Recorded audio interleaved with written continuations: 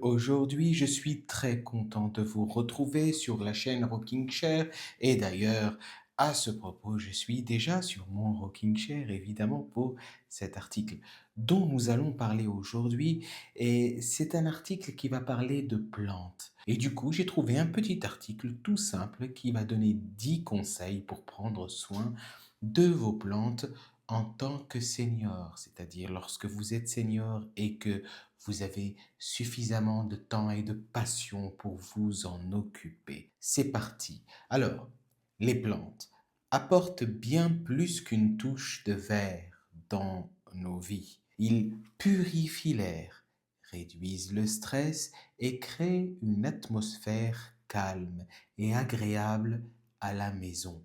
Mais à mesure que nous vieillissons, prendre soin d'eux peut être un peu plus difficile. Les genoux font mal, la mémoire s'estompe et la fatigue apparaît plus facilement. La vérité est que prendre soin des plantes ne doit pas être compliqué. Avec quelques habitudes faciles, une attention régulière et un peu d'observation, vous pouvez continuer à profiter du confort et de la satisfaction de vivre avec la nature. Voici donc les 10 conseils simples et universels pour garder vos plantes en bonne santé, sans stress ni effort inutile. Et on commence avec le premier. Donc le premier point, c'est trouver le bon endroit. Pas nécessairement le plus lumineux. Les gens pensent souvent que toutes les plantes ont besoin d'un soleil complet. La plupart des plantes d'intérieur préfèrent la lumière douce et indirecte. La plus grande erreur est de les placer directement sur le rebord de la fenêtre. Si vous vivez dans un appartement, gardez-les à environ 1 ou 2 mètres d'une fenêtre.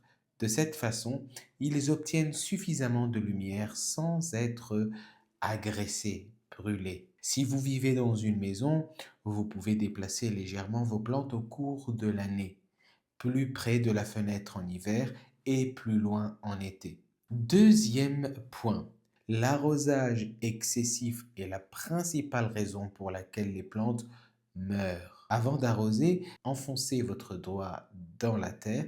Si elle est encore humide, attendez quelques jours. Voilà. C'est quand la terre devient sec que là on pense que bon, ok, là elles ont besoin d'eau. Si ça reste humide, c'est que tout va bien. Pour faciliter les choses, essayez des pots auto-arrosants ou des perles d'argile.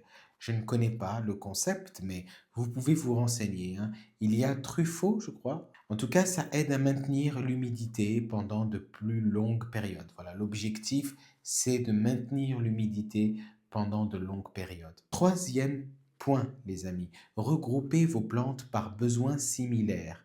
Simplifiez votre vie en plaçant ensemble des plantes ayant des besoins similaires.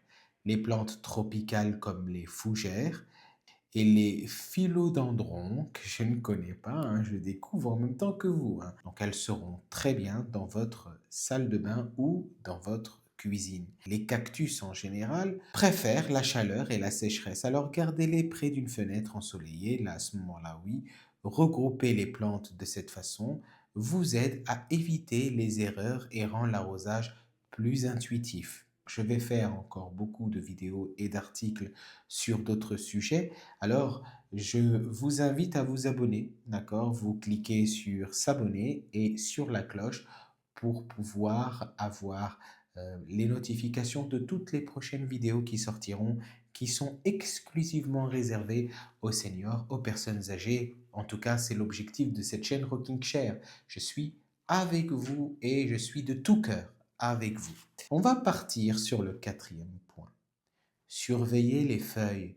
Elles racontent toute l'histoire. Les feuilles sont le meilleur indicateur de la santé d'une plante. Les feuilles jaunes signifient généralement trop d'eau. Les bords bruns signifient l'air sec. La chute soudaine des feuilles peut signifier un changement de température ou d'éclairage. Vous n'avez pas besoin d'être un expert. Prenez juste un moment, une fois par semaine, pour regarder de près. Les plantes ne peuvent pas parler, mais elles communiquent à travers leur apparence. Il suffit de les voir, de les regarder. Très intéressant quand même, hein. En tout cas, j'espère que vous aimez ce type de vidéo et si vous en voulez plus, faites-le moi savoir dans les commentaires. Et puis, je vous invite, comme beaucoup qui l'ont déjà fait et je les remercie énormément, à faire des dons sur Tipeee, T-I-P-E-E-E. C'est un site pour faire des dons et ça m'aide pour continuer à décorer, à faire des vidéos, à être motivé et à trouver des nouveaux sujets pour vous.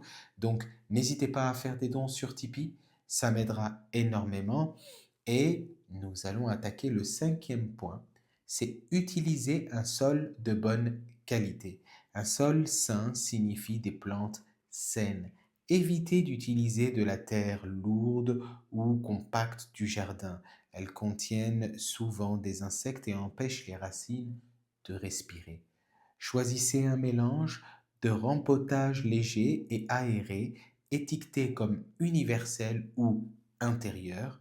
Rempoter une fois par an avec un sol frais donne aux racines plus d'espace pour pousser et garde vos plantes fortes. C'est une étape simple qui fait une grande différence. Il y a 5 autres points et je vous invite à aller voir l'article de par vous-même, le lire. Vous n'aurez qu'à le traduire de l'anglais vers le français, comme j'ai dit. On peut discuter de tout ça ensemble. Alors, moi, je suis toujours disponible, hein. Vous pouvez prendre un rendez-vous avec moi. C'est très simple.